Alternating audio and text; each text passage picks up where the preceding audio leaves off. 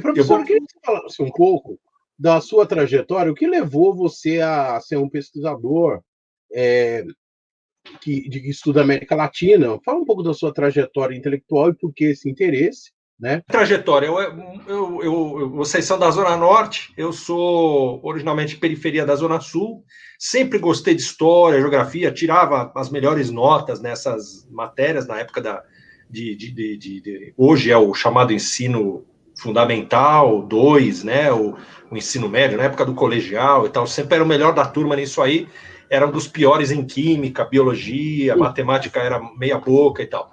Mas eu gostava disso, né? Mas eu fiz primeiro uma faculdade de administração pública, a FGV, porque era uma tentativa, primeiro porque era gratuita, né? Na época o governo do estado de São Paulo pagava uma bolsa para quem entrava, depois a partir de 2000, 2002, por aí, isso acabou, né? Mas eu peguei ainda um pedaço, aí aproveitei essa oportunidade e fazer administração era uma chance de garantir um rendimento, de ter uma profissão que desse um salário. Eu, na verdade, queria fazer jornalismo, né? Mas meu pai me falou, porra, jornalismo você vai passar fome, jornalismo é um setor que paga muito mal, era a visão dele e tal, tudo bem. Fiz administração pública, mas eu depois, estudando sociologia, ciência política em administração pública, eu me encantei por essa área. E aí eu prestei o vestibular da FUVEST para ir para ciências sociais. E aí eu meio que estava terminando a FGV e começando as ciências sociais. E acabei fazendo as duas graduações, né? E aí eu falei, porra, é isso que eu quero fazer, né? Eu quero trabalhar com isso, quero um dia poder ler, falar, pensar, escrever e tal, e ainda ser pago por isso, né? Então, era a carreira acadêmica, né? Que eu queria seguir, na verdade. Mas, obviamente que, enquanto isso, precisava trabalhar, trabalhei em banco, trabalhei em empresa de tecnologia, trabalhei num monte de lugar, mas fui fazendo um pezinho de meio e tal, e um belo dia eu consegui tomar a decisão de sair do mercado de trabalho e fazer mestrado. Prestei um mestrado na Sociologia da USP, depois emendei com doutorado, comecei a dar aula, dei aula em várias faculdades privadas, particulares, né, várias aí conhecidas aí nos anos 2000, por aí, e depois prestei um concurso em 2006 para aquela escola que então estava nascendo, né, a Escola de Artes, Ciências e Humanidades, que o Douglas conhece também, a nossa USP Leste, né? Lá um grande trabalho de movimentos sociais da Zona Leste. Queria destacar a memória do Padre Ticão, que faleceu agora no primeiro dia do ano, e foi uma figura, um personagem fundamental, né, nessa luta. Claro que não foi ele sozinho, mas ele foi um nome muito importante nessa e eu passei no concurso. Foi o primeiro concurso público que eu prestei, não tinha muita expectativa, mas passei.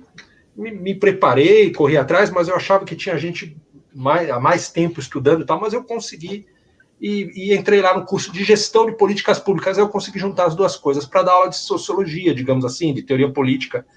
E depois, em 2010, eu me credenciei no programa de pós-graduação da USP em América Latina.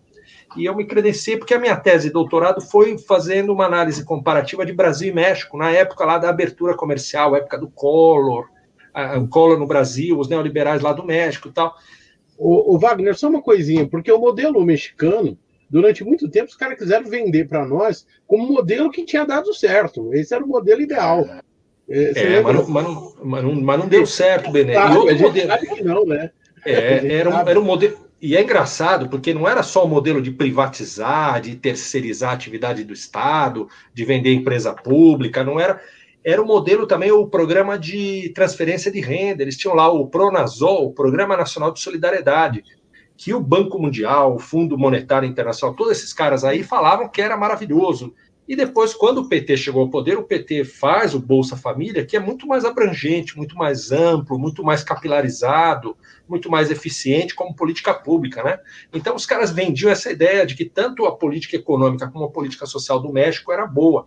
Mas, estudando essas coisas, eu acabei indo para pós-graduação, dando aula lá em América Latina. E aí comecei a estudar outros países. Aí eu já fui em muitos países aí da região, né? Já fui a, sei lá, Argentina, Uruguai, Chile, Peru, Equador, Colômbia, Venezuela, Cuba, México. Fui em vários países a trabalho, congresso, palestra, essas coisas. Né? E aí é interessante porque você passa a conhecer e você vê que... E aí é uma decepção, né? Uma decepção que eu tenho tendo andado por todos esses países, que é a seguinte: os caras lá conhecem mais o Brasil do que a gente conhece eles. Né, um colombiano ali o cara do hotel, pode ser o cara do táxi, eles estão mais ligados, eles conhecem mais do que a gente sabe de Colômbia, ou de Chile, ou de México, o que quer que seja. Então você vê que talvez tenha uma falha nossa na escola, eu acho, no ensino de história, alguma coisa, a gente é muito ignorante de América Latina, né? A gente conhece o quê? Conhece Maradona, conhece a Copa Libertadores da América, conhece o Chaves do SBT, conhece, sei lá, né? Agora, há pouco tempo atrás, uns 5 anos atrás, vocês lembram, tinha aquela moda de sorvete mexicano, a paleteria. A gente conhece muito por cima, né? Mas a história dos caras, como é que eles fizeram a independência deles, como é que eles aboliram a escravidão lá, como é que, enfim, por que eles foram repúblicas e a gente montou uma monarquia aqui, a gente não sabe nada disso, né? Por que o processo lá foi tão diferente, né? Aliás, para quem tem Netflix, né? Se puder, tem uma série que é boa, chamada Bolívar, né? Não sei se vocês já viram essa série e tal.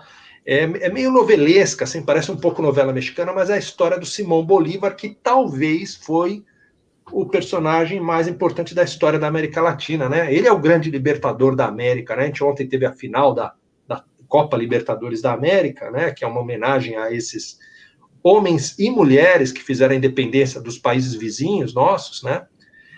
E o Bolívar talvez foi o mais destacado. Essa série aí tem 60, é meio duro, porque são 60 episódios de 1h30 cada um. Então, assim, tem que estar na pegada mesmo, tem que estar afim, porque o negócio é a perder de vista. Mas é interessante porque mostra um pouco da história que a gente não sabe. Super bate-papo!